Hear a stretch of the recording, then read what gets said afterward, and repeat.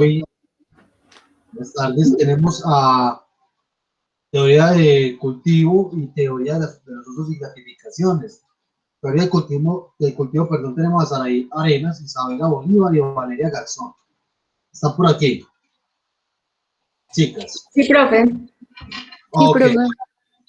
muy bien. Entonces, iniciemos, porfa, les cedo la palabra y recuerden pues también tener los recursos, la presentación, el material que vamos a mostrar eh, para la teoría de los usos y gratificaciones. ¿Listo? Entonces bien pueda Saraí, Isabela y Valeria. Les cedo la palabra. Al final de la clase de hoy les voy a mostrar el tema del foro, vamos a dar un poquito del foro para resolver dudas e inquietudes. ¿Listo? Bien pueda, chicas. Ahora sí. Profe, ¿es cierto que sí estaba presentando? Estabas, pero ya no. Ah,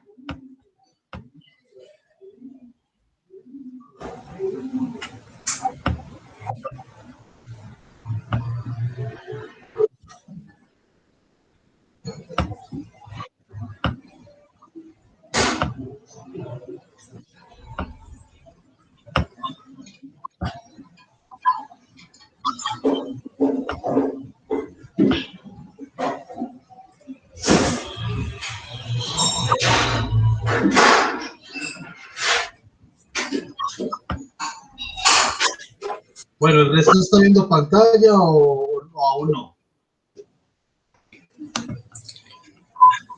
profe, espera un momentico que no me quiere dar. Ahí te estaba dando. Pero no me quiere mostrar la exposición.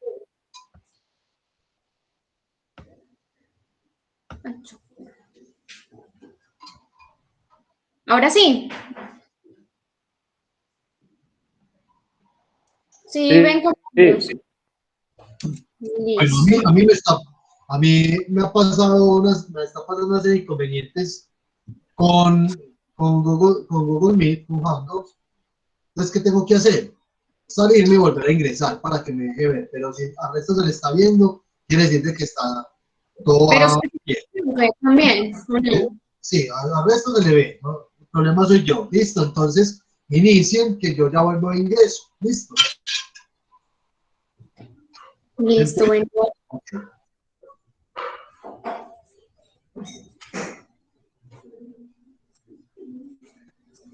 Compañeras, ¿están ahí? Sí, sí. Listo. Entonces, muchachos, nosotros nos tocó la teoría del cultivo. Mi nombre es Isabela y mis compañeras son Valeria y Saray. Bueno, la teoría del cultivo fue creada por George Gärtner y se ha considerado una de las contribuciones más importantes para la comprensión de los efectos de los medios. Esta se basa en investigar cómo influyen los medios eh, en las personas, específicamente pues como la televisión, cómo influye como en las percepciones y, y cómo distorsiona, pues cómo se logra distorsionar la realidad como a partir de esta. Varios estudiosos del tema, pues evidentemente han afirmado que la televisión ha cobrado como gran importancia, como por la facilidad de acceso y se ha vuelto como una dieta mediática para muchas personas. Aparte pues porque se puede entender muy fácil y de hecho los niños empiezan a ver la televisión sin necesidad de hablar ni leer.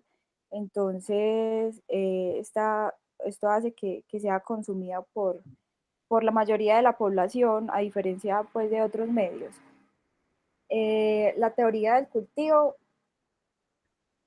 propone que la comunicación humana se compone más como de excesos de información y pues considera que a partir de las historias y la cultura se cultivan las propias suposiciones en el manejo de los medios.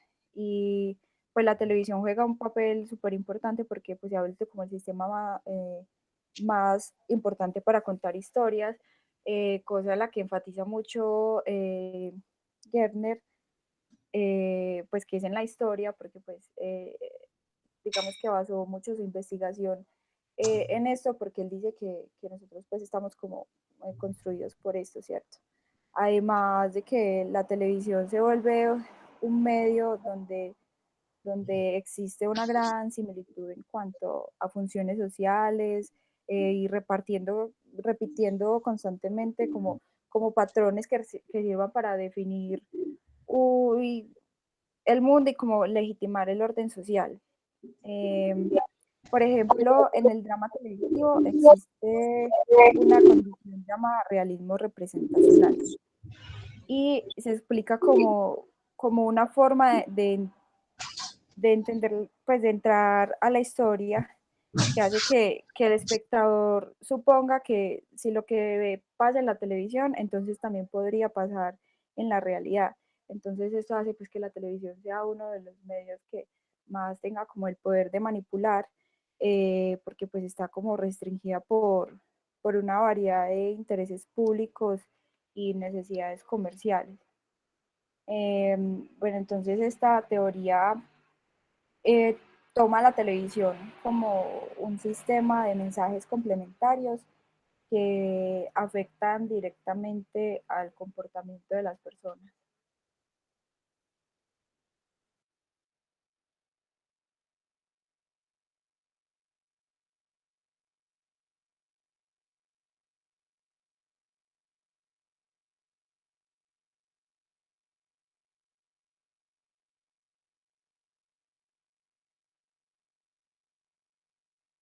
Isa, no te escuchas.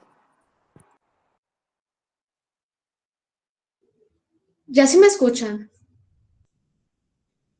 ¿Aló? Sí, ahora Sí, sí. Sí, sí. Uy. pero no estamos viendo la presentación. Espera, profe, sí ves, es que eso es lo que venía yo peleando hace rato.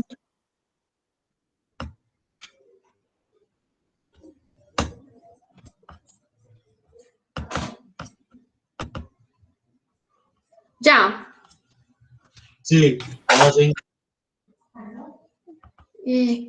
Listo. Ahora sí, ya estamos bien, ¿cierto? Sí. Sí, Bueno, George Berner, él fue el creador de esta teoría, pero si ustedes se ponen a buscar pues por ustedes mismos sobre esta teoría, les va a parecer que fueron dos personas las que influyeron en esta teoría, pero es que vamos a hablar, o yo específicamente les voy a hablar solamente sobre George Berner, porque él fue el que inició esta teoría, el que investigó, y su otro compañero fue el más como que el que lo ayudó y lo apoyó al desarrollo de esta. Entonces, George Berner nació en Budapest el 18 de agosto de 1919 y falleció en Filadelfia el 24 de diciembre de 2005 por culpa del cáncer. Fue un teórico sobre la comunicación. En los años 30 emigró a Estados Unidos con la finalidad como de estudiar periodismo en la Universidad de Berkeley, creo que se pronuncia así. Su carrera como periodista inicia en San Francisco, donde hizo de reportero y columnista del San Francisco Chronicle, creo que se pronuncia, pero sin embargo tuvo que parar ya que en esta era o en este momento era cuando estaba pues todo este problema de la Segunda Guerra Mundial y fue un periodo en el que él fue reclutado por el Departamento de Servicios Estratégicos para que cumpliera como unas misiones arriesgadas, así que le tocó devolverse para Europa. Pero al volver a Estados Unidos, George culmina sus estudios universitarios con una tesis doctoral titulada Toward a General Theory of Communication, que significa hacia una teoría general de la comunicación. Con esta tesis obtuvo un premio de la Universidad del Sur de California. Creo que el premio se llamaba Estrella de Bronce. También fue docente, fue profesor de telecomunicaciones en la Universidad de Temple en el 64 y también asumió un rol como decano en la Universidad de Pensilvania y se jubiló en el año 89. y también fue profesor visitante de diferentes universidades en Estados Unidos. Entonces, en los años 60, cuando estaba por allá él en la Universidad de Pensilvania, desarrolló un proyecto que se denominó Indicadores Culturales, de los cuales vamos a hablar más adelante. A consecuencia de esto, George desarrolló la teoría de los efectos de los medios, a la cual denominó el cultivo, cuyo propósito era ayudar a entender las consecuencias de crecer y de vivir en un ambiente cultural dominado por la televisión.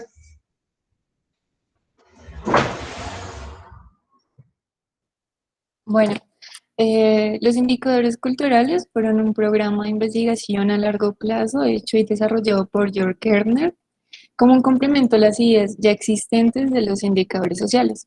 Este surge a raíz de que se consideró que podría ser útil tener indicadores empíricos de la cultura y empezó a concentrarse ya en las implicaciones de crecer y vivir con la televisión, pues fue considerada como una agencia cultural más ampliamente compartida, al tiempo que se creía que los patrones de este mensaje sistemáticos de la televisión podrían reflejar valores culturales presentes en en la sociedad. El proyecto de los indicadores culturales se desarrolla en base a 3 preguntas relacionadas a la estructura, los contornos y la consecuencia de los sistemas simbólicos. Estas son, bueno, primero, ¿cuáles son los procesos, presiones y fuerzas que influencian la producción de contenido de los medios? Segundo, ¿cuáles son los patrones dominantes de imágenes, mensajes, hechos, valores y lecciones expresados en mensajes mediáticos? Tercero, ¿cuál es la relación entre la atención a estos mensajes y la concepción de la evidencia de la realidad social? Bueno, en base a estas preguntas se hizo una gran cantidad de estudios que llevaron a que el programa sobresaliera. Algunos temas que empezaron a surgir fueron aquellos relacionados con la violencia de la televisión, los cuales se ligaban con el programa de indicadores culturales. La investigación de la violencia llegó a agarrar datos que representaban un indicador constante de que algo pasaba con la cultura en relación con la televisión. Y así fue empezando el interés de esta investigación en otros temas en los cuales también se pensaba que la televisión contribuía a estas concepciones en la audiencia y también a sus acciones, también afectó como en el género, en los grupos minoritarios, en los estereotipos, en las minorías, en las edades, en la salud, en la ciencia, la familia, las aspiraciones, también en la educación, la política y la religión. Bueno, además también en este proyecto se presentan 3 líneas de investigación muy importantes, que son el proceso de análisis institucional. Este es el eje de investigación que está enfocado en analizar la producción y distribución de los mensajes de la televisión. El sistema de mensaje, que está orientado a discernir los patrones que difunde la televisión para hablar sobre las cosas, y por eso la ideología que subyace al modelo de realidad que se propone. Y el análisis de cultivo ya analiza los efectos que tienen los mensajes en las personas. Y ya.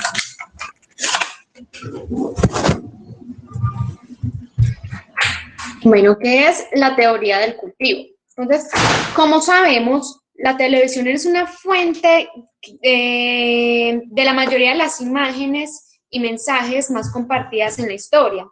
Entonces, es la corriente principal del ambiente simbólico común en que los niños de nuestra sociedad crecen y en la que vivimos. Sin embargo, aunque hay nuevas formas de comunicación aparecen y surgen durante el tiempo y son constantes, pues sabemos que la televisión es continua. Así que sus consecuencias cada vez se globalizan más. La teoría del cultivo, el propósito de esta es ayudar a entender las consecuencias de crecer y vivir en un ambiente cultural dominado por la televisión.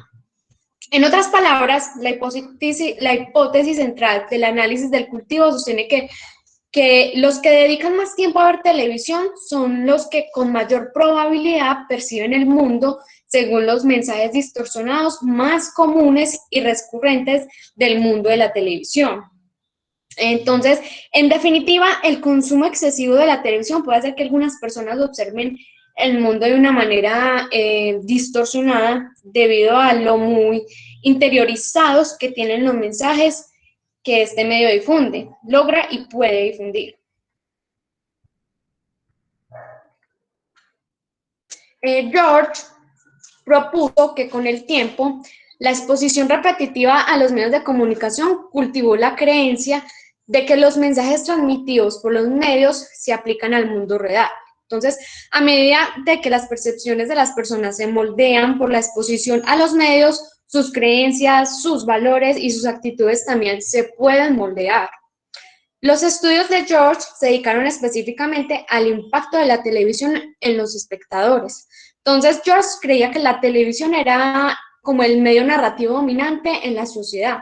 Su enfoque en la televisión surgió de varias suposiciones sobre el medio. Entonces, George vio la televisión como un recurso para los mensajes y para la información más ampliamente compartidos de la historia.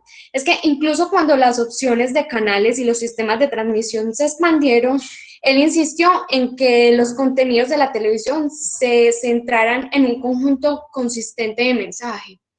Por lo que él dijo que la televisión restringe como la elección. ¿Por qué? Porque como un medio masivo, la televisión debe traer audiencias grandes y diversas. Por lo tanto, incluso cuando proliferan o multiplican o se reproducen las opciones de programación, el patrón de mensajes sigue siendo el mismo. Como resultado, la televisión probablemente cultivará percepciones similares de la realidad para personas muy diferentes. Entonces, las personas atribuyen y proyectan realidad a todo lo que aparece en la pantalla de los canales de televisión, siendo los niños, los jóvenes, los más crédulos como a repetir las conductas mostradas. Porque si no notan ustedes, hoy en día los niños aprenden a ser como espectadores años antes que lectores, incluso muchos antes que aprender a hablar. Como para entender más fácil lo que se trata como la teoría del cultivo, aquí hay un ejemplo muy básico. Como lo vamos a ver a partir de imágenes como si fuera una historieta. En la primera imagen, donde están los dos papás y el niño, este niño se llama Álvaro. Entonces, digamos que Álvaro es un niño muy responsable con todos sus deberes. Entonces, sus padres, después de una larga discusión, decidieron premiarlo. Le compraron una de las mejores televisiones de su época. Como ven ahí en la imagen, claro que es un televisor muy moderno en su época. Y Álvaro estaba como tan emocionado con su televisión que en la primera semana vio 50 películas, 2 novelas y 30 capítulos de un show, que yo creo que más de uno de nosotros somos así, o yo me considero así. Y entonces Álvaro esto se convirtió en un hábito para él. Y Álvaro había cambiado toda su costumbre debido a la televisión. En la última imagen es de Álvaro. En la actualidad, como era de esperar, pues con él su percepción de la realidad cambió completamente. Si ven ahí como en el televisor dice como noticias de último momento, los gatos se tomaron el mundo. Entonces, como resultado de todo esto, se da esto. No sé si ustedes mismos lo pueden ver en la pantalla, que es lo que nos muestra la televisión y es como que prácticamente lo que se ha cultivado hoy en día en las mentes de las personas. Como lo vemos que cuando hablamos de árabe, ahí mismo pensamos en el terrorismo, en los productos pensamos en la perfección, hay como dicen el sexo, pues el amor, el dinero, la felicidad. Y eso es así, esto es como una distorsión del mensaje a partir de lo que la televisión nos muestra.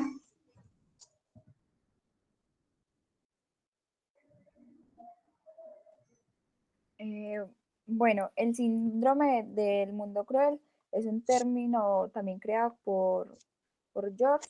De hecho, fue como una de las primeras conclusiones pues, de su investigación y consiste en la influencia televisiva en los espectadores. Este síndrome es una afección que hace creer que el mundo es más peligroso de lo que realmente es. Y pues como dijo la compañera Isabela, las personas que más destinan como el tiempo en ver televisión, pues son las personas con más probabilidades de percibir la realidad diferente y como de que le dé este síndrome que pues no tiene consecuencias físicas, pero sí pues psicológicas.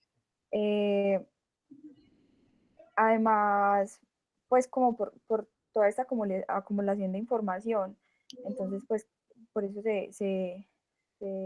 como que se distorsiona la realidad y la cantidad, además la cantidad de opiniones, imágenes y actitudes que los televidentes tienden a formar cuando ven la televisión, pues obviamente tienen influencia directa como en los espectadores perciben el mundo real. George dice que quien cuenta las historias de una cultura es quien realmente gobierna el comportamiento humano. Antes solían ser los padres, la escuela, la iglesia, la comunidad, ahora es un puñado de conglomerados mundiales que no tienen nada que decir, pero que tienen grandes negocios que vender. Pues y entonces que por esto se da como el síndrome del mundo cruel y pues porque como dije al principio, para él es muy importante la historia porque a partir de eso se dan diferentes como comportamientos dentro de la sociedad, pero esta pasó de ser contada como algo artesanal a pues pasó a convertirse en un proceso de marketing.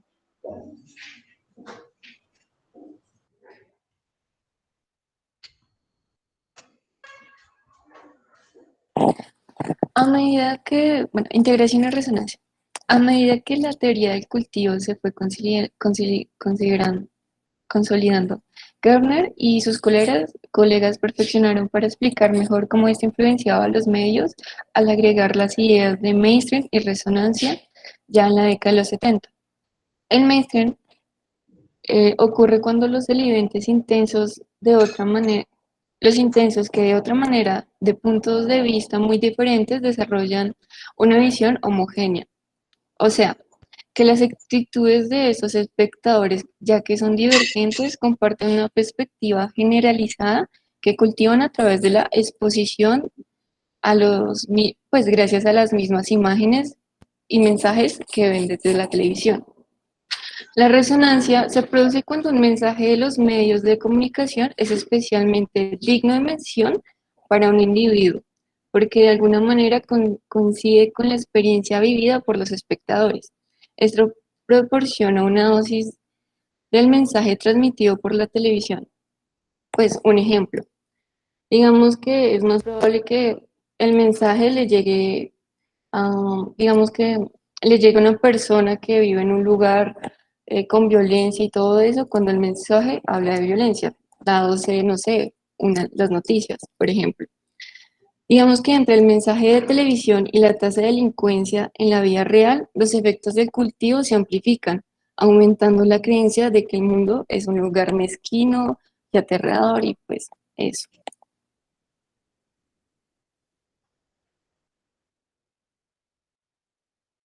Bueno, investigación. Si bien sabemos pues que George centró su investigación en la televisión, pero en la televisión ficticia, más recientemente los académicos han ampliado como la investigación sobre el cultivo en medios adicionales, incluidos los videojuegos, imagínense, y diferentes formas de televisión como los reality shows. Además, los temas explorados en la investigación del cultivo, continúan expandiéndose.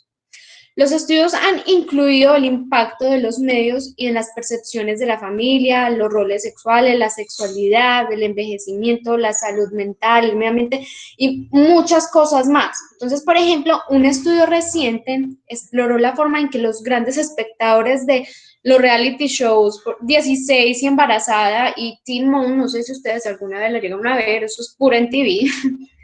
Entonces, lo que trataban de hacer era que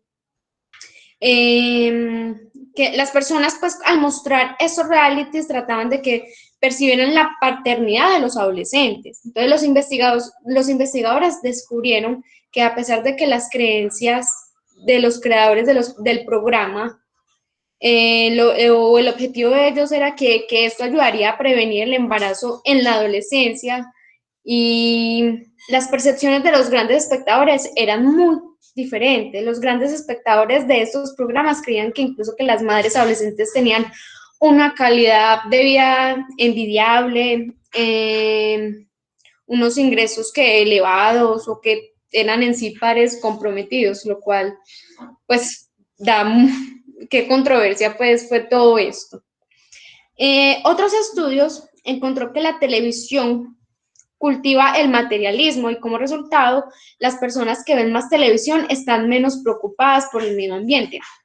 Mientras tanto, que el tercer estudio encontró que ver televisión en general cultivaba el escepticismo sobre la ciencia. Sin embargo, debido a que la ciencia también se presenta a veces como una panacea o como una solución o un remedio en la televisión, también se cultivó una percepción competitiva de la ciencia como promisora. Entonces, estos estudios son solo la punta del iceberg. El cultivo sigue siendo un área ampliamente estudiada por los investigadores de la psicología y de los medios de la comunicación de masas y más allá.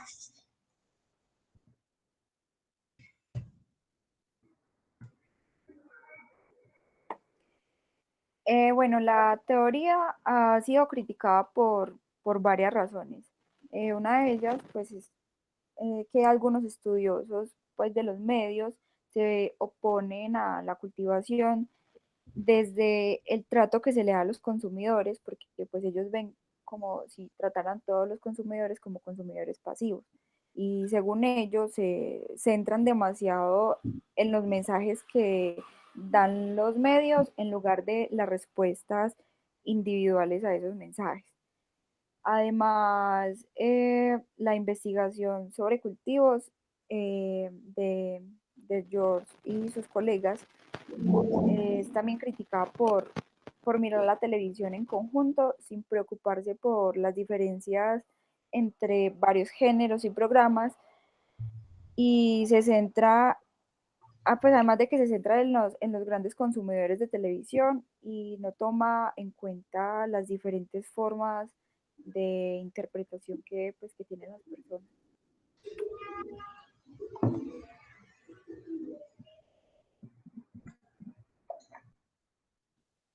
Conclusiones. La teoría del cultivo sugiere que la exposición repetida a los medios influyen en las creencias sobre el mundo real a lo largo del tiempo. Gardner originó la teoría del cultivo en la década de los 60 como parte de un proyecto de indicadores culturales más amplio.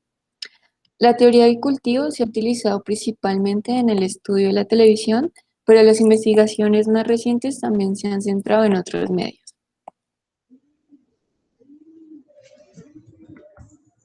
Profe, nosotros tenemos un video. Sí, claro.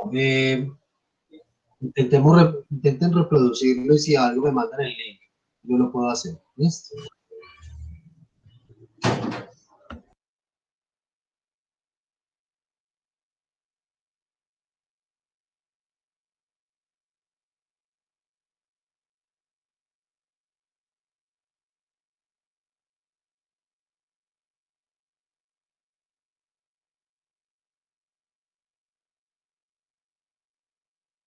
Profe, mejor te le enviamos esto porque creo que a Isabela no le da. Y hay que colocarle los subtítulos. Vale. Claro, claro que sí. Un momento.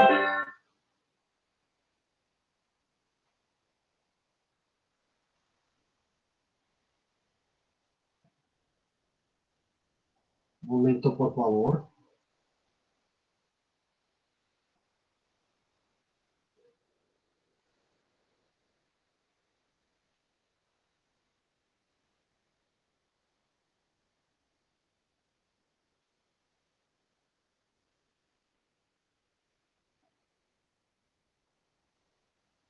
Muy bien, les comparto pantalla.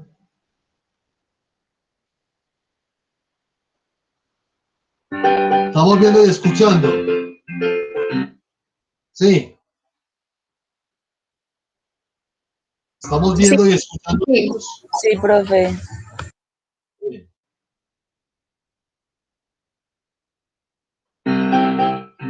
The cultivation theory states that those who watch large amounts of television will be more susceptible to media compared to those who watch small amounts of television. The theory argues that media generally presents an image of the world that does not reflect reality. Television images are an exaggeration or fantasy of what actually exists. There is a disproportionate number of handsome gentlemen, beautiful women, crime, wealth, and violence. As a result, people end up perceiving the real world in a distorted manner and viewing actuality through a television perspective. The violence portrayed on television is often glamorized to such a degree that the audience perceives it to be fact in everyday life. Though analysis shows that over half of television characters are involved in violent activity of some kind each week. Studies show that less than 1% of Americans are actually victims to violent crimes. However, heavy television watchers are generally more suspicious of the world around them. This brings us to Gerbner's mean world syndrome. In a nutshell, heavy viewing of television and the associated violence leads the viewer to believe that the world is a much more dangerous place than it actually is. With a serial killer, rapist, or pedophile lurking around every corner. Because television occupies a central role in our culture, it is one of the most influential forms of media. Some may say television does not reflect reality, but rather builds an alternate reality.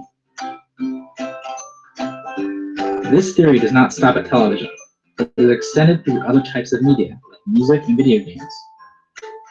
For example, playing slow and emotional music can affect the way that you feel, just like playing a first-person shooter can make you more aggressive. Not everyone is cultivated by TV, and those who watch very little TV are not affected at all. So next time you go to watch television, remember the impact that it has on your personality and the way that you perceive the people around you.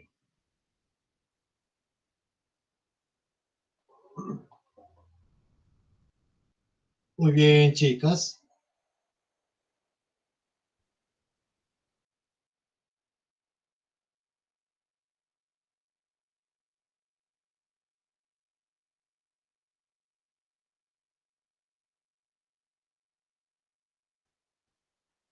Bueno, siguen ahí, ya terminaron. Sí, sí, profe. Ok. Bueno, ¿qué dudas y inquietudes tienen, chicos? Preguntas frente al tema.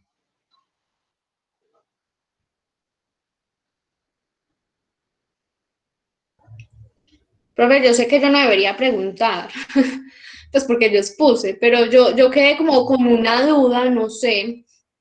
Pues esa teoría me pareció a mí muy interesante, pero es que según ellos, pues esa teoría dice que mientras más tiempo una persona pase en el pues viendo televisión, como que la realidad de ellos cambian y tienen una idea errónea de lo que es el mundo debido al exceso de televisión. Pero es que entonces a mí me surge la idea de que ¿es la cantidad de tiempo que se ve televisión o es el tipo de programación que está consumiendo la persona?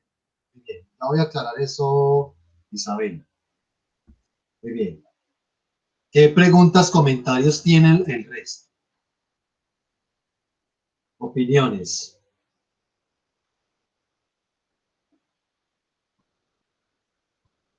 Bueno, Isabela, mira, y para todos, aquí va como mi aporte con respecto a la teoría.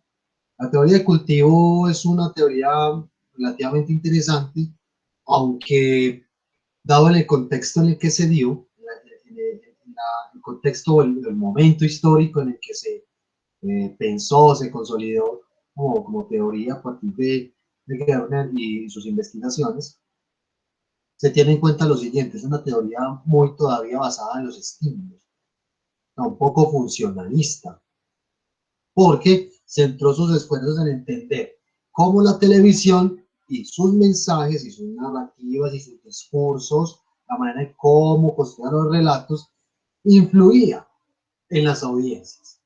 Es decir, qué efectos generaban las personas. El nombre metafórico de cultivo, ese término, refiere básicamente a que es como si la televisión cultivara o moldeara las percepciones de los individuos a la hora de contemplar o consumir contenido de la televisión, ¿cierto? Entonces, por un lado, ese cultivo se entiende desde las exposiciones en términos de tiempo, frente al estar frente a la pantalla y estar consumiendo información, pero a su misma vez en esa gradación que tienen ciertos contenidos a la hora de afectar o incidir en las percepciones de las personas. Entonces, tiene dos componentes ahí que este señor Gardner propuso, como si las largas exposiciones en términos de tiempo afectaran los juicios y las valoraciones de las personas al estar frente a la pantalla consumiendo un producto televisivo, y a su misma vez, dado el tratamiento temático, la estética, las narratividades, los relatos con los que se construyen esos mensajes televisivos, también influían en las percepciones de las personas, ¿cierto? Entonces, la teoría es interesante porque, como les digo, tiene ciertos visos funcionalistas. Ellos pensaban en ese momento que sí, la televisión tiene un efecto muy directo en las audiencias, que moldea la realidad y la percepción de la realidad de las personas, ¿cierto? Que si lo traemos esto al contexto actual, contemporáneo, podemos desvirtuar o desmitificar ciertas cosas. Es algo así como si Gardner hubiera dicho, no, la gente se traga el cuento entero de lo que dice la televisión, y eso afecta no solamente sus percepciones, sino sus comportamientos en su manifestación individual o colectiva. Lo cierto que es que hoy por hoy, en el escenario de las comunicaciones digitales, específicamente de las redes sociales y la migración de los medios de comunicación a estos escenarios, a estas plataformas, a estos espacios, seguimos siendo consumidores de los medios de comunicación, claro está. Nosotros vemos televisión en su forma convencional, vemos las noticias, vemos una que otra telenovela, vemos algún programa, en fin, pero también estamos significando los mensajes que consumimos gracias a ¿qué? A la producción de sentidos y significados que hagamos a partir de las redes sociales y estos otros espacios digitales, por ejemplo. Y también hay que entender algo, y es que esas audiencias que Gardner desde la teoría de cultivo, ¿cómo las pensaba? Como individuos que estaban simplemente supeditados a consumir lo que les proyectaba la pantalla. Entonces, sabemos que en esa época no existían las redes sociales, es muy lógico.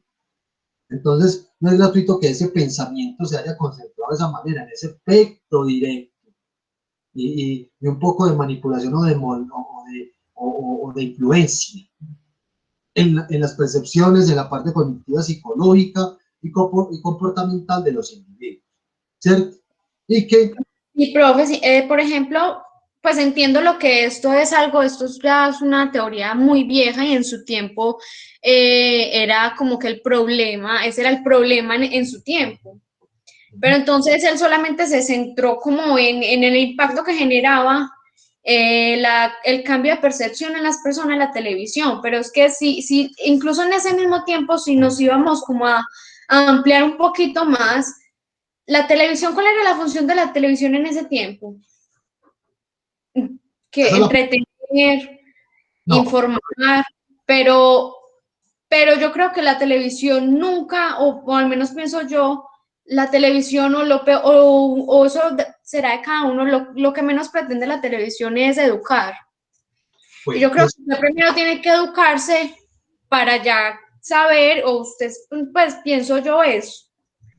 Es que no sé, mientras yo veía todo eso y me parecía muy chévere, pero al son de hoy, como decías, esto es algo muy viejo, pero es que esta teoría sigue trascendiendo y hoy en día lo aplican que a los videojuegos y a las redes sociales, y es lo que yo digo. Si usted es una persona que se educó, sí, y también los mismos padres hasta tienen la responsabilidad de ellos. Como un padre sienta a un hijo a ver televisión, como yo decía ahora, los niños primero aprendían a ver televisión que leer o a escribir, y el culpable de eso eran los mismos padres, no culpa del niño.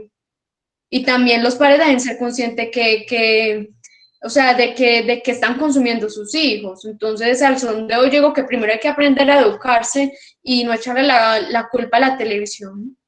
Ok, Isabel, muy bien. David Steven, que tiene por acá la mano levantada.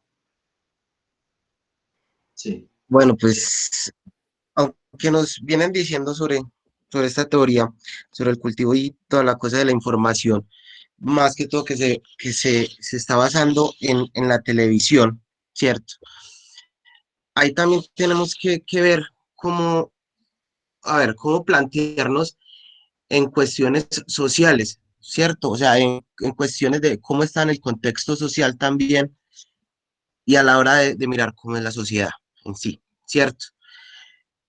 Ahí nos están poniendo, la compañera nos está planteando ahí una problemática, ¿cierto? Sobre de que entonces si esto lo de la televisión lo miraba mucha gente, ¿cierto? Y la educaba, entonces, ¿qué era lo que se estaba viendo, ¿cierto? O sea, pues, o sea, cómo se estaban planteando la educación del, desde la televisión a los niños y a, pues, y a la gente en general también.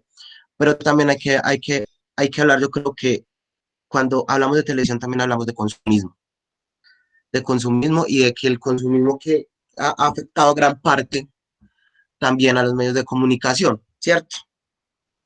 Entonces, viéndolos en esas áreas del consumismo en sí, eso viene también desde mucho atrás, ¿cierto? Donde, bueno, la compañera nos dice y se plantea entonces el problema de los padres, ¿cierto? Sobre de cómo entonces se está educando a los hijos y sobre cómo tiene que ver, o sea, estos contenidos y cómo tiene que hacer la intervención del padre o la madre. Pero entonces, bueno, ahí vamos a algo más atrás, cómo fue también la educación del padre y la madre, cómo fue la educación del papá y la mamá del anterior también, ¿cierto? Entonces, ahí viene también como generando, transgrediendo en el contexto de cada década, porque en cada década también, en la parte social y en la parte educativa, se ha venido transformando el ser humano como tal, ¿cierto? Entonces, por ejemplo, pues bueno, antes daban mucho más supervisión de que, bueno, estaba la mamá, pues, en términos de cómo era antes del patriarcado como tal, de cuando entonces la mamá estaba en la casa, entonces veía más a los niños y todo eso. Mientras que ha venido el contexto social de que, bueno, entonces ya la mujer comienza a tener un papel fundamental sobre la misma sociedad y que puede trabajar, que puede hacer muchas cosas, pero no tienen todavía la noción de lo que es el hijo pues, y todo esto sobre la paternidad y toda la cosa. Entonces, por ejemplo, pues, doy a colación por la parte mía. Pues yo, cuando era muy joven, pues cuando era más pequeño, pues yo tenía mi mamá trabajaba, mi papá trabajaba, eh, yo quedaba solo, ¿qué quedaba haciendo? Consumiendo televisión, por ejemplo, ¿cierto? Entonces consumía lo que se estaba dando. ¿Y qué permea también en la hora de los contenidos? Algo que le rente, la rentabilidad. Y eso es de cada cómo miren y regulen también, ¿cierto? Los contenidos televisivos en cuestiones de cada sociedad o cada país, por así decirlo. Entonces, como también se arriesga mucho más al consumo, porque lo que necesita plata es para ganar plata, para poder crear contenidos, entonces también puede estar como muy ligado a eso, una percepción que yo tengo ahí al respecto. Muy bien, David. Yo quiero recoger todas esas impresiones ya para dar un aporte y dar como las inquietudes para resolver precisamente esas dudas. ¿Alguien más tiene algún comentario, opinión, pregunta? A ver. Por un lado, lo que plantea Isabela, ¿cierto? Fue Isabela. Es como ese carácter o esa función de la televisión en términos de sus propósitos, para el entretenimiento, para informar o para educar. Esas son funciones que se le han atribuido ya desde hace un tiempo para acá a la televisión, porque en algunas investigaciones y estudios de comunicación, medios y de audiencias, se ha dado cuenta de lo siguiente: la gente aprende de la televisión y no necesariamente de un contenido educativo.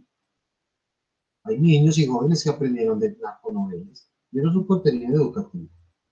O bueno, vemos programas de corte educativo, ¿cierto? Nos enseñan cosas, pero a veces no aprendemos de eso, no lo vemos. O vemos programas de entretenimiento donde también nos informamos, solamente. O también aprendemos de ellos. Son unas funciones que se van como mezclando. La televisión en sí mismo no fue pensada, compañeros, para educar. Eso es una función útil, porque académicos, estudiosos de la comunicación y propiamente los productores y realizadores televisivos, en el caso de la televisión, se dieron cuenta de que eso podría trabajarse desde ese enfoque, de que la televisión tenía cabida en los procesos de enseñanza y aprendizaje, ¿cierto? Pero entonces, en el contexto en el que se dio la teoría del cultivo, la producción de mensajes y contenidos televisivos, todo lo que veíamos de la televisión, era abocado propiamente a lo informativo y al entretenimiento. Que ya esos consumos que nosotros hacemos, el consumismo que estaba hablando David, el consumismo aquí se puede entender como los hábitos o el conjunto de hábitos o de prácticas que yo construyo, que yo tengo y asumo para consumir un producto mediático en particular, en este caso de la televisión. Entonces, surgen ahí varias cosas. También colocando en consideración lo que dice David, y es, y también lo que menciona Isabel, a ver, no es que ese grado de educación de los padres, bueno, tiene que ver, porque es un núcleo social. Lo cierto es que ustedes mencionaban ahorita en la exposición algo muy interesante, por ejemplo, con los niños. Los niños aprenden a ver televisión antes de leer o escribir. Es decir, no hay una asignatura, no hay una materia que a uno le enseñen a ver televisión o a consumir medios. Eso lo aprendemos por sí solos. Aprendemos a descodificar el mensaje. Empezamos a entender narrativas, así sea que no conozcamos el concepto de plano, o de una secuencia, o de montaje, ¿no? Esos son conceptos técnicos que nosotros los trabajamos, claro, porque es nuestro tercer profesional. Pero tu mamá no va a decir, ay, tan bacana la novela, ese plano general, ¿cierto? Esa cámara subjetiva, genial, ese plano de detalle, ella no va a hablar así. Pero se da cuenta de que la narrativa, o sea, toda la construcción de relato a partir de las imágenes, en el caso de una telenovela, por ejemplo, ella se da cuenta, o ellos se dan cuenta de que hay una intención comunicativa. Cuando muestran un personaje, que no le mostraron la cara, ve, tan raro, ¿cierto? Porque yo vi que se acercaron por acá, y bueno, eso me parece medio raro y me llama mucho la atención. Pero entendemos lo que me están contando, y lo explicamos con nuestras propias palabras y lenguaje, con nuestras propias expresiones. Ahora bien, creo que hoy por hoy, y es una deuda educativa, pedagógica, y no solamente de las universidades, de los docentes, de nosotros los investigadores, sino de toda la comunidad, de toda la sociedad, es generar cada vez más procesos de carácter pedagógicos o formativos en la construcción de audiencias críticas y en la alfabetización mediática y digital. ¿Cómo así? No es que la gente no le vamos a enseñar el concepto de plano a la gente, sino que la gente cada vez más se empodere de este tipo de relatos para decir, o para ser capaz de criticarlos, de reflexionar, y a su misma vez también de generar un diálogo con aquellos que hacen este tipo de contenido, ¿cierto? Que a partir de los consumos que hagamos de lo que estamos viendo en la televisión, caso específico de la televisión, pues no nos comamos el cuento entero. Tratemos de indagar también en otras fuentes, de contrastarlas, ¿cierto? Y que bien sabemos que no, que para ver televisión o para consumir algún producto de cualquier medio de comunicación, ¿quién le enseñó al niño a manejar Facebook? Ellos aprenden viendo. Es decir, es que la conducta humana se moldea con base en la replicación y en la imitación. A nosotros nadie nos enseñó a ver televisión. Quizás aprendimos a manejar ciertas aplicaciones del dispositivo móvil. Hay un celular a un niño hoy en día. Lo mueve, es capaz de operarlo. Y si a uno le dan sus manos, cognitivamente no es capaz de hacer ciertas cosas, las intenta emular, ¿cierto? Entonces, lo cierto, muchachos, es que esa educación no es solamente como en la escuela, sino que se refiere a un grado de apropiación de ciertos conceptos y ciertos roles que yo asumo a la hora de ver. Es que ver no es malo. Ser audiencia contemplativa no es malo, sino hasta qué punto yo permito que el mensaje penetre en mis percepciones o en mi capa cognitiva o psicocognitiva, ¿cierto? Que hoy por hoy estamos afrontando dentro del tema de las comunicaciones digitales una proliferación de información desmedida, que uno pensará, no, más información, más bacano, más chévere, porque vamos a tener mucha información y así vamos a tener donde pegarnos. No necesariamente pasa eso. Caso específico, las fake news. ¿Por qué una fake news pega tanto? Y alguna vez nosotros hemos caído en una falsa noticia, ¿no creen? ¿Alguna vez? O nos llegan, ya sabemos de que es una fake news. Pero en algún momento de nuestras vidas, de pronto, como que nos pasó eso, ¿cierto? Y no porque seamos ignorantes o seamos desjuiciados en nuestros juicios, en nuestros argumentos, en nuestras valoraciones, en nuestras reflexiones. Es porque es tanta la información y se ha sofisticado tanto estas formas de malintencionadas de producir información y de incidir en las audiencias, que hay cosas que a uno le parecen veraces, verosímiles, reales, ¿cierto? Entonces, esa teoría del cultivo plantea algo importantísimo y es en función de los efectos que el investigador y los investigadores de esa corriente, de esa concepción de la comunicación tenían frente a la televisión, y era que se creía que la televisión incidía en las percepciones de las personas y a su misma vez en sus comportamientos, y a su misma vez asumía que la televisión es un retrato o retrata de manera fiel lo que es la realidad, y eso hace que al momento de yo ver algo en la televisión, pues yo estoy creyendo que la realidad es así. Entonces, por eso, esa teoría del cultivo tiene como una atmósfera un poco apocalíptica, ¿cierto? Como impositiva, muy desde el efecto directo, desde la manipulación, ¿cierto? Lo cierto, compañeros, es que hoy por hoy podemos ver ciertos como residuos o reflejos de esas intencionalidades, de ciertos mensajes mediáticos, claro está, y también es necesario mirar hasta qué punto hay ese grado de penetración o de incidencia de ese mensaje en las percepciones y en las opiniones de las personas. ¿Listo? Muchachos, claros hasta ahí. Respondo preguntas, alcanzo a retomar pues sus consideraciones planteadas a partir de preguntas, de inquietudes, David, Isabela. ¿Sí o no? ¿O quedamos aburridos? Chicos. Bueno, pues Se sí, fueron. igual no, profe, pues sí, igual hay muchas cosas que también plantear con eso y es una situación muy compleja, la verdad, pero y quedan más claras Sí. otras cosas, no lo tenía. Claro, David, sí, sentándonos propiamente en este tema de la teoría del cultivo, podríamos decir, a sacar una de esas grandes conclusiones, quizás parciales, es que podemos observar en ciertos contenidos de los medios de comunicación, específicamente en la televisión, ciertas intencionalidades en los discursos y en los relatos y la utilización de ciertas narrativas para comunicar algo de manera intencional. Claro que sí lo hay. Pero creo que el análisis también hay que centrarlo bastante en ese grado de afectación o en la función que asumen los públicos o las audiencias hoy en día frente a este tipo de informaciones, frente a este tipo de contenidos, ¿cierto? Sí, Isabela, respondo a la pregunta. ¿Te queda más claro de tus inquietudes?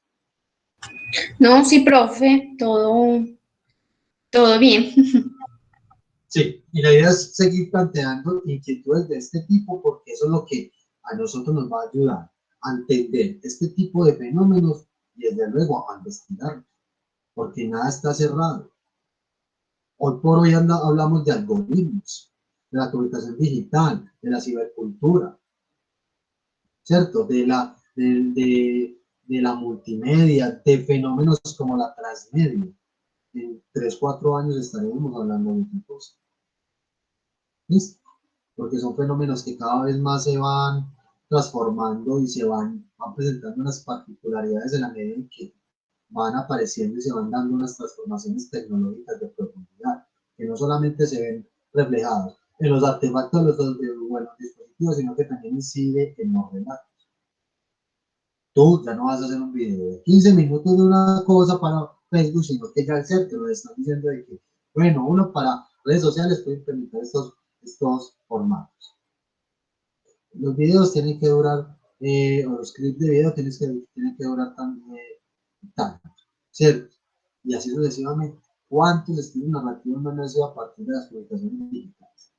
Y todos y cada uno de ellos tienen efectos, tienen unos propósitos. Ahora bien, creo que uno de los casos interesantes acá también analizar es cómo los medios de comunicación en su forma convencional, radio, prensa, televisión, tuvieron que migrar a estos escenarios y a su misma vez adecuarse o estructurarse o reestructurarse más bien en función de estas nuevas audiencias.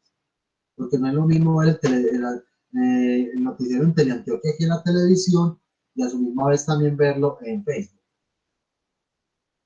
Porque la gente pregunta más directamente en Facebook. ¿Cómo es la presentación de la información noticiosa? ¿Cierto? Cambia el ecosistema, cambia la dinámica. Pero seguimos siendo audiencias contemplativas. ¿Listo? Y que también es muy importante analizar lo siguiente. No se nos puede perder de vista, muchachos, esto, ténganlo presente siempre para todo, para nuestro quehacer profesional como comunicador en el área audiovisual sobre todo. No podemos descuidar los públicos. Siempre que ustedes vayan a hacer un producto, siempre que ustedes vayan a concebir un producto comunicacional, sea audiovisual o con cualquier otro formato, estilo, lo que sea, estudien muy bien sus públicos, sepan caracterizarlos. ¿Listo? No dejen nada por fuera. Cuanto elemento, rasgo, característica tengan, incluyanlo. Porque eso también va a depender mucho el impacto, el efecto y incluso el éxito de lo que ustedes van a hacer. ¿Listo? Muy bien, muchachos. No habiendo más preguntas, inquietudes, le doy la palabra entonces a Teoría de los usos y gratificaciones. ¿Con quién? A ver, con Ana Guzmán Baena, María Paula Moncada y Esteban Uso. Estamos por aquí, muchachos. Sí, profe. Buenas tardes. Buenas tardes, compañeros. Muy bien. ¿Me puedan? Listo. Listo, vale. Entonces yo voy a empezar acá a presentar ya. Claro que sí. A ver, ¿dónde está metido esto? Aquí. A ver, ¿me confirman porfa si ahí están viendo pantalla? A ver, compartir, no, presentar. Sí, ahí está bien, Esteban. Listo, vale. a mí me pasa lo mismo. Y juega, me salgo y vuelvo bien. Bien pueda Esteban y compañeras, prosigo.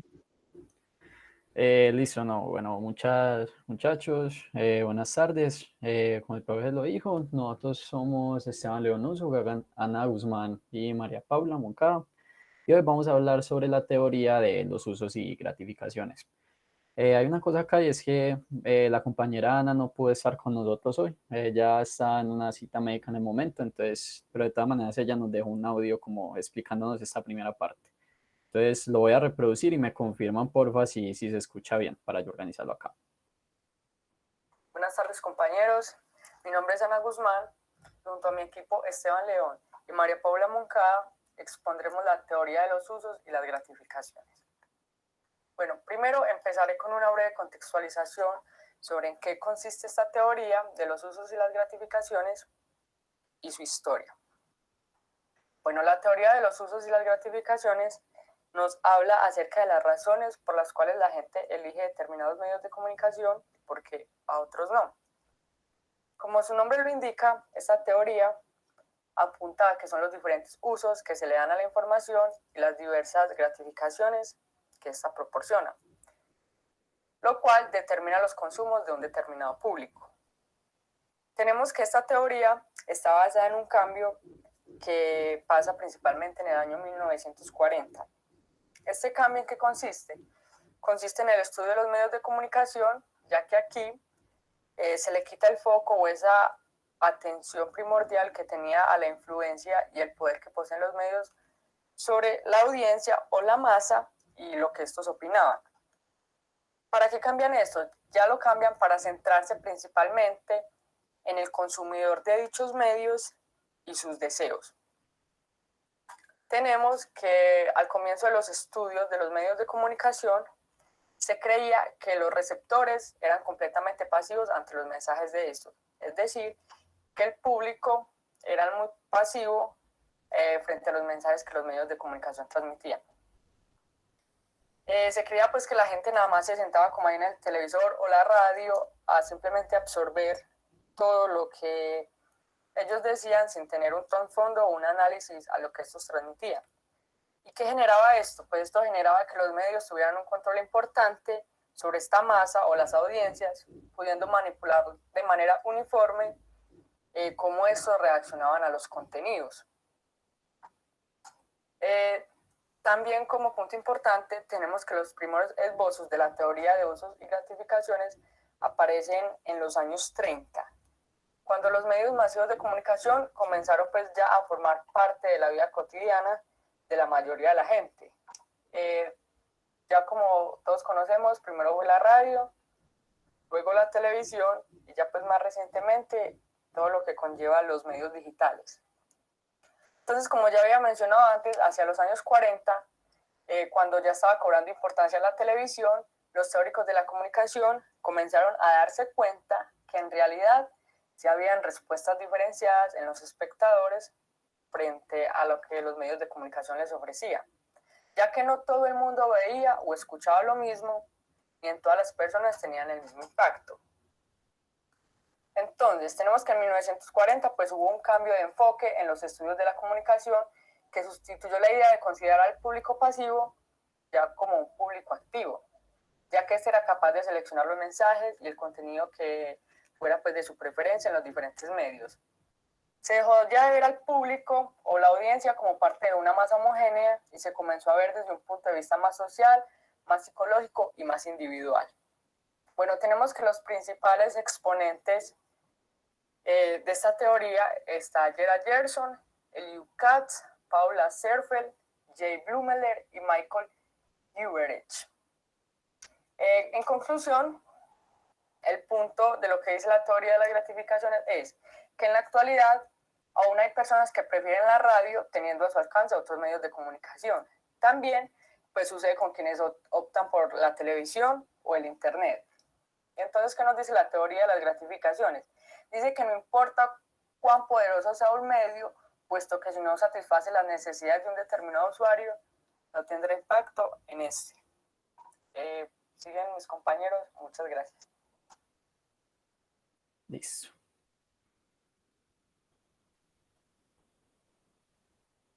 Bueno, ¿cuál es la tesis o idea central de esta teoría? En un principio, la teoría de usos y gratificaciones aplicada a los medios de comunicación de masas se resumía en las siguientes características, las cuales eran proporcionar relajación, estimular la imaginación y promover las relaciones sociales.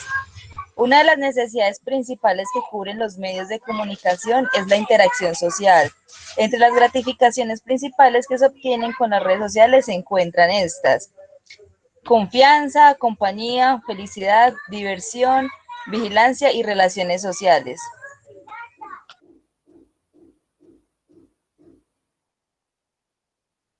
El enfoque de esta teoría de uso y gratificaciones, esta teoría de la comunicación es positivista en su enfoque, basada en la tradición de la comunicación sociopsicológica y se centra en la comunicación a escala de los medios de comunicación. La pregunta principal que siempre se plantea es: ¿por qué la gente usa los medios y para qué los usa? Esto se analiza cómo los usuarios eligen deliberadamente los medios que satisfarán determinadas necesidades y permitirán mejorar el conocimiento, la relajación, las interacciones sociales, el compañerismo, la búsqueda de información, la diversión o el escape. Por medio de los modelos centrados en los efectos de los medios surgió una mirada alternativa para realizar los procesos y funciones de la comunicación, la cual tomó como punto de partida el consumidor de los medios más que los mensajes de estos mismos. Listo, entonces estamos hablando de que ya el punto de enfoque de esta investigación cambia, ya no son los medios, sino las personas buscando gratificaciones. Pero entonces, ¿cuáles son estas necesidades? ¿Qué busca satisfacer el consumidor por medio de estos, bueno, valga la redundancia, medios?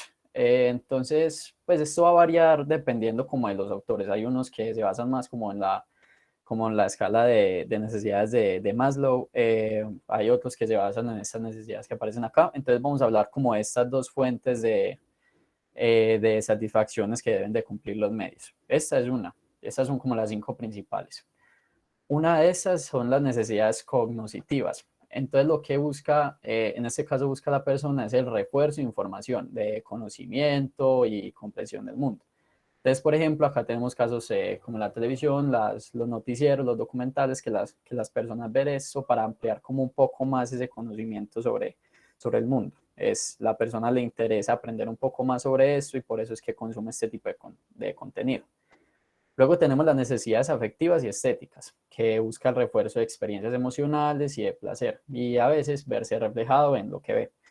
Entonces, en este caso, pues ya más adelante ahondaremos un poco en este punto, ya que creo que es muy importante que ahondemos en esto más en la actualidad. Pero lo importante es que sepamos que se refiere pues, a cuando la persona busca un contenido que los mueve, que les toque como esa fibra emocional y que les genere como unos sentimientos determinados. Entonces acá tenemos, por ejemplo, las telenovelas que generan pues esos sentimientos a veces de alegría, tristeza, risa, dependiendo pues del programa, o también los programas de comedia. Luego de eso, tenemos esta necesidad de integración a nivel de la personalidad. Entonces, en este caso, vemos que se busca un refuerzo de la confianza, la credibilidad y la estabilidad individual. Entonces, digamos que esto se refiere a cuando una persona busca aclarar o reforzar o incluso compartir ideas, deseos, teorías que tiene tanto para sí mismo como para otros. Entonces, por ejemplo, tenemos estos casos más recientes, como por ejemplo el caso del terraplanismo, que se generaron comunidades, por ejemplo, en las redes sociales, donde decían que esta teoría era cierta y se creaban como estos grupos que uno decía, esto es cierto, y otro, sí es verdad. Entonces, pues se generaban como esas conexiones entre ellos, así no tuvieran que, pues, fueran lo único que compartieran, pues, por ejemplo, también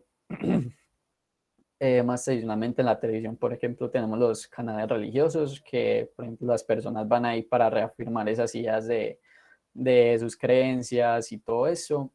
O también tenemos interacciones más, pues en el caso de la televisión tenemos interacciones más directas, como por ejemplo en el caso acá en Colombia, el Casa Noticias, donde las mismas personas pueden participar en los contenidos que aparecen y de ahí dar como sus opiniones, sus ideas sobre algo que está pasando pues en el país. Luego tenemos la integración social. Esta busca reforzar el contacto con las familias, amistades y el mundo. Bueno, entonces aquí es cuando la persona quiere entrar en contacto con uno o varias personas, ya sea una persona cercana o literalmente una persona al otro lado del mundo. Entonces acá tenemos como la mensajería instantánea, aplicaciones de citas, tirando para los medios tradicionales tenemos como los saludos en la radio, que en medio de las canciones dice, oye, salúdame a tal mancito o algo así, y eso, es una integración. Y por último tenemos las de evasión, que entonces esta es la que va como ese deseo de la diversión y relajación de tensiones de la persona. Entonces aquí es cuando la persona, por ejemplo, llega un día cansado del trabajo, ha tenido un día pesado y lo único que quiere es distraerse de esos problemas de la realidad por un momento. Entonces acá tenemos pues una gran cantidad de opciones, tenemos películas, por ejemplo, ver el fútbol, ver noticias, estar en otras redes sociales como TikTok, YouTube, etcétera. Y esto es lo que yo les hablaba de, de las necesidades humanas, de lo de Maslow. Y es que algunas necesidades y motivaciones son más importantes que otras para algunas personas. Pero digamos que hay unas que son más esenciales también para la vida de unos que otros. Entonces, por eso es que creo 1943, en su libro Motivation and Personality del psicólogo humanista Abraham Maslow, se crea esta jerarquía, esta pirámide de necesidades humanas, por la cual podemos apreciar que los medios de comunicación de alguna manera intentan llamar la atención del espectador sobre alguno de estas escalas, de estas necesidades. sobre todo en el tema de la publicidad, que eso más adelante hablamos sobre eso como en más detalle. Entonces ahí tenemos las necesidades fisiológicas o básicas, que es básicamente pues lo que necesitamos hacer para vivir. Entonces acá tenemos, por ejemplo, pues ahí lo dice, la alimentación, el mantenimiento, el aseo, etcétera. Luego tenemos las de seguridad, que es para sentirse seguro y protegido. Entonces buscamos la estabilidad del empleo, protección y orden, la vivienda, etcétera.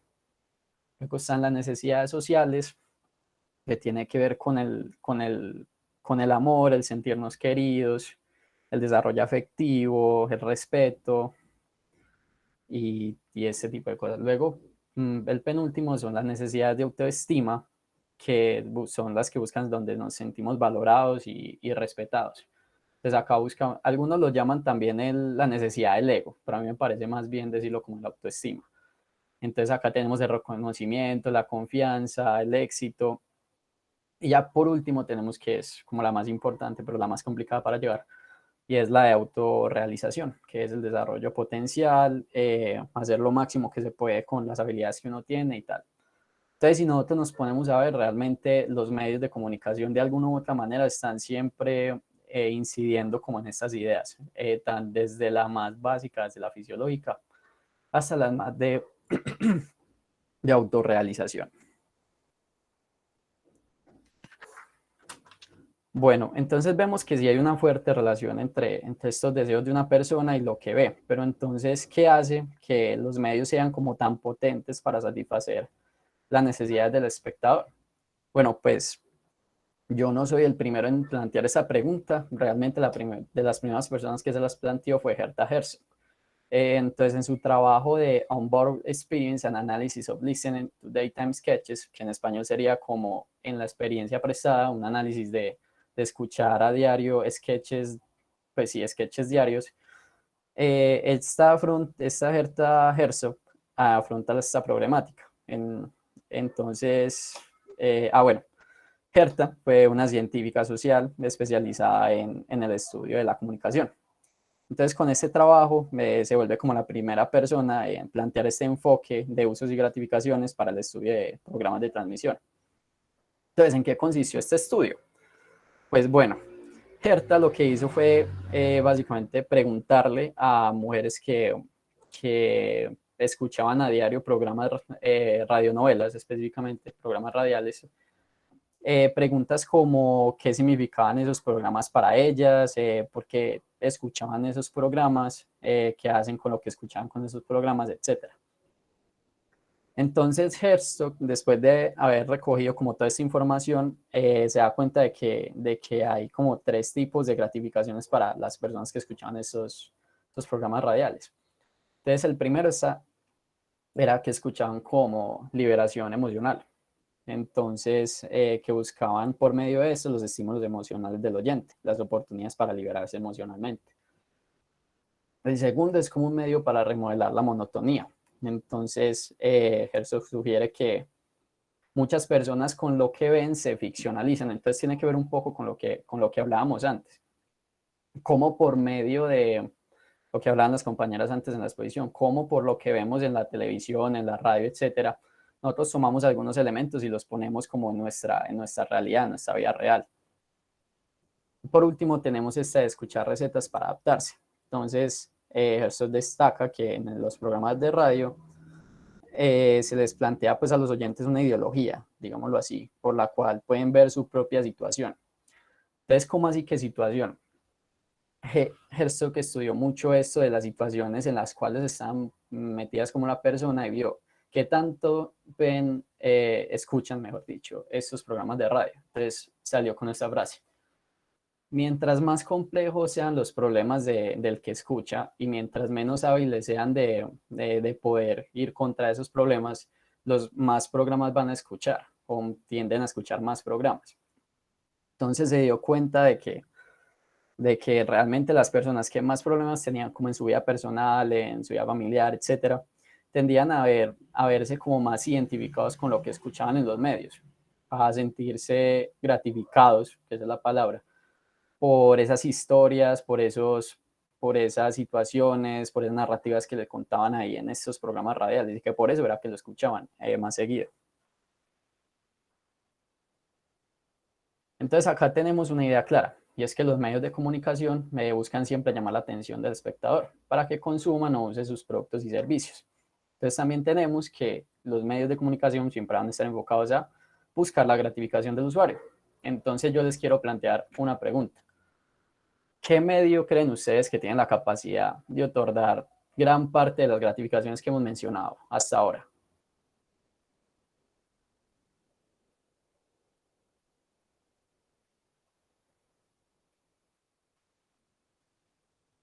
Por ejemplo, ¿qué medio piensan? ¿Creen que la televisión, la radio, cosas más modernas como desde la web 4.0? En el momento no puedo leer los comentarios, entonces sí tendría que ser como por el micro. Te lo leo. Alejandro Durango dice las redes sociales. Listo, Bueno, exactamente. ¿quién más, compañeros? ¿Qué más proponen? ¿Qué más mencionan? ¿Qué más responden frente a esta pregunta? Alejandro nos dice en cuanto a la parte de aprobación social. O sea, las redes sociales en cuanto a la parte de aprobación social. Ok, Alejandro. Alejandro. Listo. Bueno, ¿quién más? ¿Qué opina el resto? No, pero realmente yo creo que podemos discutir ahorita eso porque Alejandro dio en el clavo. Realmente las redes sociales son los medios por el cual más gratificaciones se pueden dar en un mismo momento, en poco uso. Digamos que las redes sociales están creadas es para gratificar y satisfacer al usuario en todo momento. Y digamos que, pues es verdad, hay muchos valores que nosotros podemos sacar de estas redes sociales para satisfacer como las necesidades que nosotros tenemos. Entonces yo saqué como 5 de las más importantes que cumple las redes sociales. Entonces una de esas es, por ejemplo, la confianza. Cuando nosotros compartimos información, lo estamos haciendo como un círculo cerrado, son personas entre las cuales nos conocemos, y entonces al compartir algo, nosotros compartimos nuestros estados de ánimo, tenemos como esa confianza de decir cómo nos sentimos y tal. Incluso, por ejemplo, si ustedes van a Facebook, lo primero que les va a mostrar cuando lo abren es como un cuadrito de texto que le pregunta, ¿qué estás pensando? El mismo Facebook te invita a vos a que vos dejes tus opiniones, tus comentarios, y eso genera como una confianza entre la aplicación, entre las personas que la usan y uno. Aparte de esto tenemos la compañía, perdón, la amistad. Entonces refuerza nuestra relación con las amistades que tenemos, porque ahí, como dije anteriormente, esto es como un círculo. Nosotros podemos escoger nuestros contactos, a quién queremos seguir, quiénes no pueden seguir. Entonces esto genera como una interacción constante. Usted al darle me gusta a la publicación de su amigo, eso se lo va a notificar de una. Si usted lee un comentario o lo etiqueta en algo, él le va a salir la notificación y puede también interactuar en ese preciso momento. Entonces digamos que ese componente de la amistad se ve reforzado con las redes sociales. Otro aspecto, la compañía. Entonces muchas veces nosotros vemos que personas, por ejemplo, que no tienen como mucha interacción social pues en la vida pues directa, no sé cómo decirlo, la vida social directa, pues donde está la persona y la persona, no mediados por una pantalla, digamos que a veces no se logra comunicar de la manera como lo haría, por ejemplo, en una red social. Digamos que hay personas que prefieren hablar por redes sociales antes que en persona y viceversa. Entonces acá existen, y por ejemplo también las redes sociales invitan a este tipo de interacciones. Por ejemplo, cuando le aparecen publicidad o fotos de otras personas, cuando otras personas pueden hacer comentarios y otras en nuestras publicaciones. Entonces esto genera nuevas formas de comunicarse con otras personas. Por penúltimo tenemos la felicidad. Las redes sociales entonces se vuelven como ese medio para el entretenimiento y la diversión. Y esto sí lo tenemos claros todos. No hay nada mejor que uno entrar a Instagram y ver unos buenos memes o ir a Twitter y ver las peleas que se arman ahí. Uno termina cagado de la risa pues también. Entonces digamos que este es un medio para compartir esas anécdotas, esos memes y generar esa interacción. Incluso también hay personas que siguen páginas como de frases motivacionales y eso nos inspira, eso los hace más felices. Entonces digamos que eso genera como en la persona como una felicidad. Y por último tenemos la cultura. Entonces, por estas redes sociales, tenemos la capacidad de nosotros abrir nuestro rango de visión en lo que a cultura se refiere y podemos conocer más sobre otras culturas, que lo que nos permite Facebook o Instagram o Twitter o cualquier red social es podernos comunicar con una persona que está tanto, no sé, en España, como en Portugal, como en Rusia, como en Estados Unidos, al instante, en cualquier momento. Entonces, y no solamente con personas, también podemos descubrir bandas de géneros que nosotros no escucharíamos por acá si estuviéramos incomunicados de redes sociales, de otros países, otros géneros. Podemos descubrir incluso lugares curiosos de otros países que no conoceríamos si no se nos los hubiera recomendado por Instagram o así. Y lo que decía anteriormente, podemos interactuar con personas de otros países. Pero bueno, yo creo que con esto es como si uno estuviera lavando mucho las redes sociales y todos acá sabemos también por lo que hemos visto que las redes sociales no son tampoco nuestros salvadores ni tampoco son las mejores herramientas del mundo. Entonces, ¿cuáles son esos aspectos negativos? No hay nada negativo en las redes sociales. Entonces quiero que veamos un video para que reflexionemos un poco sobre eso. Me confirman, porfa, cuando lo pongas y sí tenemos sonido, que esto a veces se pone loco.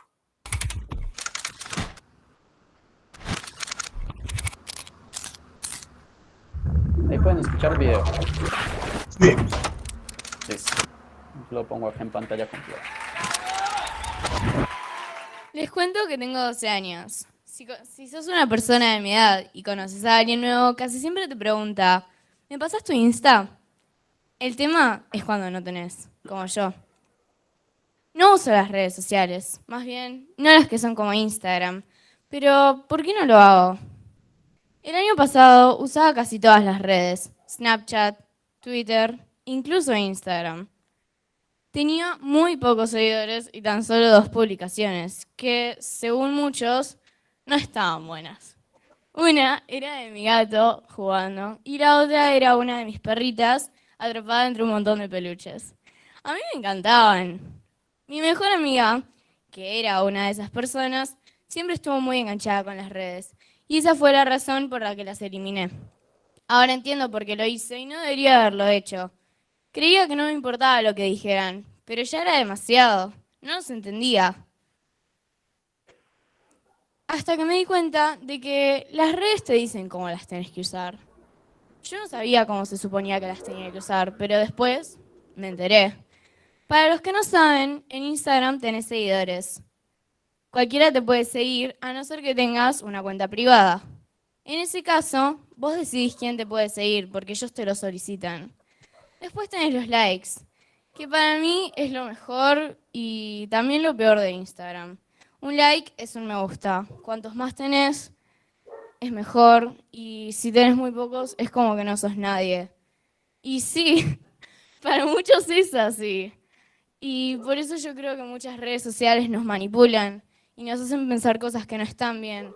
Como que si tenés muchos seguidores, sos más conocido e interesante.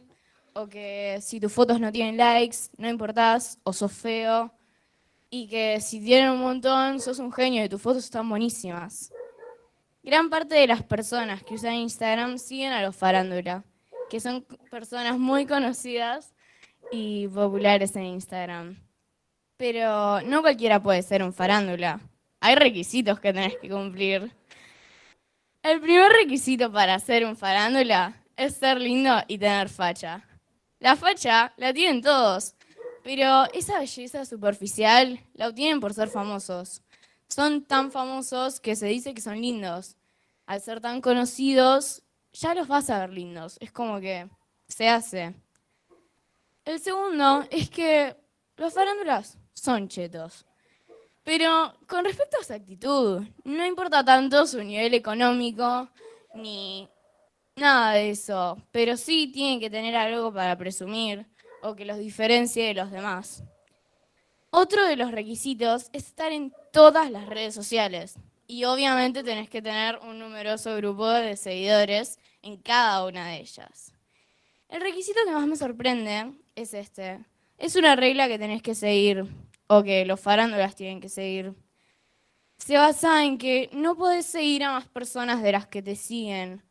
Los farándulas suelen tener entre miles o incluso millones de suscriptores, pero solo siguen entre 200 y 500, que no es mucho, es bastante poco, pero es así. Se dice que si no es así, no sos el seguido, sino que sos un seguidor.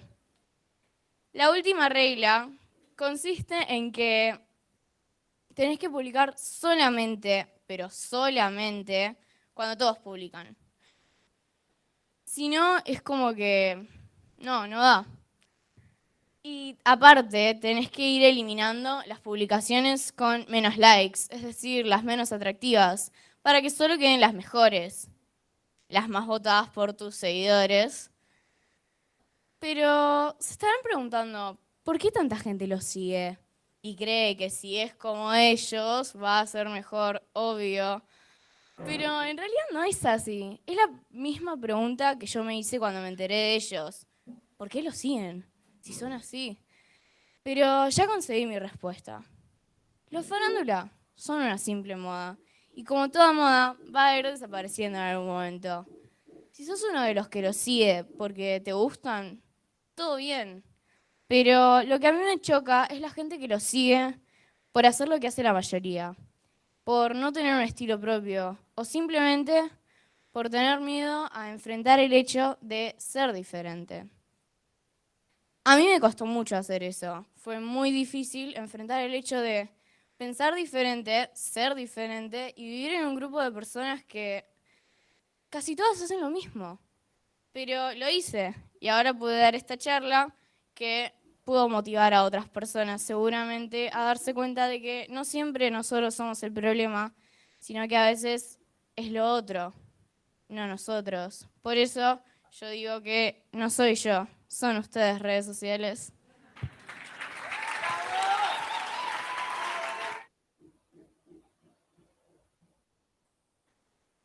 Listo, y eso sería como todo por hoy. Muchísimas gracias por escuchar. Está muy bien, compañeros. ¿Y tienen alguna pregunta, algún comentario, alguna inquietud con teoría de los usos y gratificaciones? ¿Tienen alguna pregunta para Esteban y compañeros? ¿Algún aporte que desean realizar? Todo está entendido entonces, según la iniciativa que están tomando para ustedes intervenir.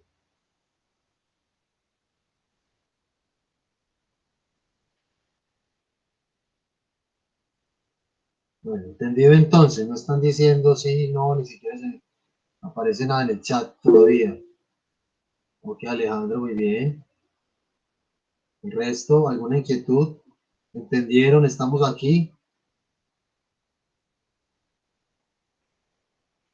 Bueno, Alejandro, yo en retroalimentación a la exposición y para aportar a la teoría de los usos y gratificaciones, eh, quiero hacer como una de manera muy básica, porque quedó muy bien explicado el tema y creo que la gran mayoría, o todos, no sé, entendimos en dos acciones muy particulares de la teoría de los usos y gratificaciones, y viene dado por el nombre, usos y gratificaciones. Los usos se entienden como aquellas cosas propiamente desde la usabilidad que las audiencias, los públicos hacen de los mensajes que consumen de los medios de comunicación. Y esas gratificaciones se entienden como la satisfacción de necesidades. Ahora bien, las necesidades no son solamente fisiológicas, son cada vez más complejas en la medida en que afectan o se relacionan con aspectos psicocognitivos y perceptivos. Entonces, yo veo la telenovela porque quizás me quiero entretener, posiblemente es eso. Pero también aprendo de la telenovela, quizás. La Rosa de Guadalupe me enseñó de que no es bueno hacer eso es hacer el mal. ¿Cierto? Te pueden dar hasta consejos, basándose en algunas personas te dan un consejo cuando se basa en lo que les dice un personaje o experimentan una situación en un relato tan particular como son las telenovelas, ¿cierto? En el contexto en el que se concibió los usos y gratificaciones, Y fue a raíz de una serie de estudios, de investigaciones, para tratar de mirar como los usos o también como ciertos consumos de las audiencias frente a esos contenidos mediáticos. Pero hay que aclarar algo, hay que tener en cuenta esto, no podemos perder el panorama. Son medios de comunicación masivos, radio, prensa, televisión. Ahora bien, en el escenario de las comunicaciones digitales y las redes sociales, pues ya creo que hemos venido experimentando una serie de usos muy pronunciados de esos contenidos que consumimos y a su misma vez unas gratificaciones muy diversas a partir de la proliferación y el gran abanico de informaciones, de contenidos, de esta gama de datos, de mensajes que tenemos hoy día dispuestos pues en nuestras pantallas. Una teoría que es sumamente interesante porque si bien como les menciono, como lo mencionaron en la exposición, se dio en un contexto determinado, pero tiene unos reflejos en la actualidad, ¿cierto? Obviamente seguimos siendo audiencias contemplativas, seguimos viendo televisión, escuchamos la radio, leemos la prensa también, pero también leemos la prensa, escuchamos radio, vemos televisión, en redes sociales y en espacios digitales y virtuales, ¿cierto? Entonces, lo que conviene hacer desde la perspectiva de los usos de gratificaciones es tratar de articular ese análisis al escenario de las comunicaciones actuales, sin dejar de perder o sin dejar de manera relegada esa función de audiencias contemplativas o más bien desde el consumo tradicional de los medios de comunicación en sí mismos. Nosotros vemos la televisión, cuando tenemos la televisión, el televisor, el artefacto, ¿cierto? Sintonizamos una emisora o también tenemos la prensa en su formato impreso. Pero eso también lo articulamos con otros usos y otras prácticas comunicativas en el contexto, o más bien en la atmósfera, en el ecosistema de las comunicaciones digitales, la cibercultura, la multimedialidad propiamente de los medios y de muchos contenidos. Entonces es interesante pues también ahondar en estos espacios desde el enfoque o desde la propuesta de los usos de gratificación. Muy bien, ¿alguna pregunta, algún comentario final? Pregunto de nuevo.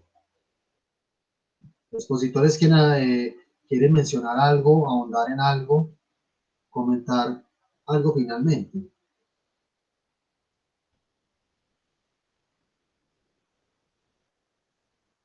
No están por aquí. Bueno. No, pero yo, por parte de nosotros, yo creo que está allí, pues, o no, sí, pues ya yo creo que nosotros comentamos eso. Pues ya si alguien más quería hacer como un aporte así, pues claro, de una. Muy bien, listo, está bien, Esteban. Si no hay más preguntas, compañeros, chicas, bueno, yo voy a solucionar de manera muy rápida lo del foro, mostrando lo siguiente. Voy a compartir pantalla para irme directamente a Polivirtual, listo. Aún no hay interacciones. Doy pistas o pautas más bien a la participación. Ustedes van a encontrar esto en Polivirtual.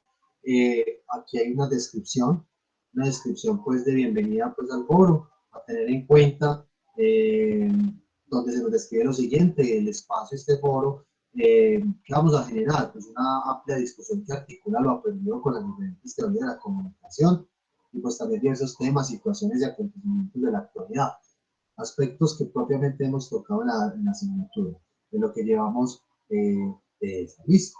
Por ello se les invita a compartir sus puntos de vista y perspectivas de manera crítica y reflexiva. Para la calificación de esta actividad se tendrá en cuenta la participación y retroalimentación que cada uno de ustedes realicen a la respuesta de los demás participantes. Entonces, ojo, aquí se hace una aclaración con el tema de las notas.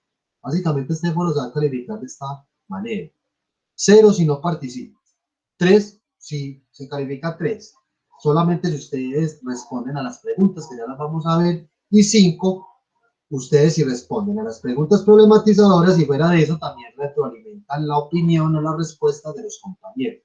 ¿Cuántos compañeros? Los que ustedes deseen. Recuerden que esto es un foro de discusión. Una discusión es poner nuestros puntos de vista, nuestras opiniones y empezarlas a contrastar con las de otros a partir de comentarios. ¿Listo? Ustedes ya saben muy bien la dinámica de participación en un foro, lo que tenemos muy bien la actividad. Ahora bien, el foro 1, ¿listo?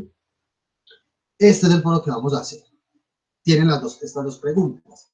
Dice así: de acuerdo a la teoría de comunicación o exposición que realizaste o que usted va a realizar, porque faltan algunas, trate de articular las nociones de esa teoría o ese concepto que ustedes van a trabajar en las exposiciones o trabajaron para responder esto. ¿Cómo crees tú que esa teoría de la comunicación o ese tema se refleja en la actualidad de los medios de comunicación, en la publicidad y en las redes sociales?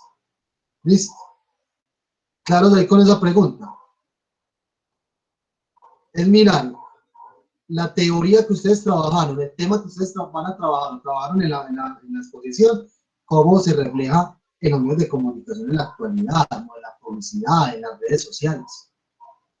Listo, es una pregunta que ustedes deben apelar totalmente a lo que ustedes trabajaron de su propia teoría y cómo están comprendiendo este asunto. Listo, esta pregunta. Muy bien. Y segunda pregunta es la siguiente. Ustedes van a escoger un género periodístico. Los géneros periodísticos son los siguientes, informativos sobre todo: la noticia, el reportaje, un artículo de opinión o una entrevista. Escogen uno de ellos. Donde van a escoger, por ejemplo, una noticia, un ejemplo, que aborde un tema de actualidad. Porque luego, no puede ser una noticia para los 80s, tratar de ser muy actuales. Pero ahí vamos a empezar a analizar lo siguiente. Entonces ustedes van a escoger un género periodístico entre esta gama, que aborde como tema actualidad, a una noticia relacionada con qué tema: el papel de los medios de comunicación en el contexto de la política en el país, y van a responder a esta pregunta. El tratamiento informativo de esa noticia, o de ese reportaje, o de esa entrevista que ustedes escogieron, van a responder a esta pregunta: ¿qué posibles influencias o efectos generan en las audiencias? Entonces, entendamos esta pregunta. Ustedes van a escoger un género periodístico. El género periodístico, el tema tiene que ser relacionado en el contexto de los medios de comunicación y la política en el país. ¿Listo? Y entonces, después de escoger eso y analizar bien esa información, ustedes van a tener en cuenta ese tratamiento informativo que le dan a ese tema para responder a esta pregunta: ¿qué posibles influencias y efectos generan las audiencias? Entonces, ¿ustedes qué van a colocar ahí? Tanto el link. Profe, no, tengo una imagen, listo, la colocan ahí para dar contexto y empiezan a responder crítica y reflexivamente frente a lo que se propone acá. ¿Listo? ¿Cuál es la idea? Ustedes respondan los dos. Recuerden que para responder estos dos tópicos ya tenido su calificación en 3, pero como es un foro de discusión, hay que alimentarlo con las opiniones y percepciones de los otros. Entonces, por ejemplo, Esteban respondió muy juiciosamente al foro a las dos preguntas. Y luego apareció, por ejemplo, David, y David llegó y le quiere retroalimentar a las respuestas de Esteban. Así se va construyendo un foro de discusión. Chicos, la concertación de evaluación nos dice que este foro, de acuerdo como concertamos nosotros, el foro está disponible desde el 5 de abril, o sea, lunes, desde este lunes yo les había mandado correo, les había enviado, y está hasta el 12 de abril, listo. El 12 de abril hasta las 11:59. Después de esa hora ya se cierra.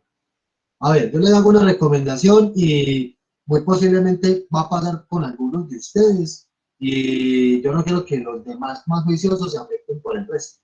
Dicho de esa manera, muchachos, no dejen esto para lo último, porque como es un foro de discusión, estamos esperando a que el otro compañero retroalimente, que responda. Y si todos van a responder el sábado, el domingo, el lunes, no van a tener tiempo de hacer una correcta retroalimentación. Por ende, van a afectar la calificación de ustedes mismos y la del compañero. Recomendación: veo que no hay ninguna interacción hasta el momento. Listo, está bien. Quizás estaban esperando esta explicación a solucionar ciertas inquietudes hoy. Empiecen a responder desde hoy o desde mañana. Por lo menos hoy dedíquense a entender bien las preguntas. Listo. Y ya este fin de semana, pues, o antes del fin de semana, ingresas otra vez y vas mirando las respuestas de los compañeros y vas retroalimentando. Pero no afecten, por favor, el desempeño de los otros compañeros. Listo. Eso se los digo porque ya ha pasado con algunos grupos, algunos muy juiciosos y muy motivados, y otros no tanto. Y esto, muchachos, no, de antemano les digo, no me van a mandar que las respuestas al correo, que el profe, que el foro no me dio, no, el foro les da. En los tiempos que les dije, de acuerdo a la concertación de evaluación. Omitan esto de acá, porque algunos me han dicho, profe, vean, hay otros grupos que tienen también foros, ellos concertaron a hacer foros virtuales. Este es un anuncio que no lo he podido quitar, pero no afecta la participación. ¿Listo? Porque ya todo está configurado desde este lunes hasta el próximo lunes 12 de abril a las 11:59. Ustedes no tienen ningún problema para participar. Preguntas, inquietudes.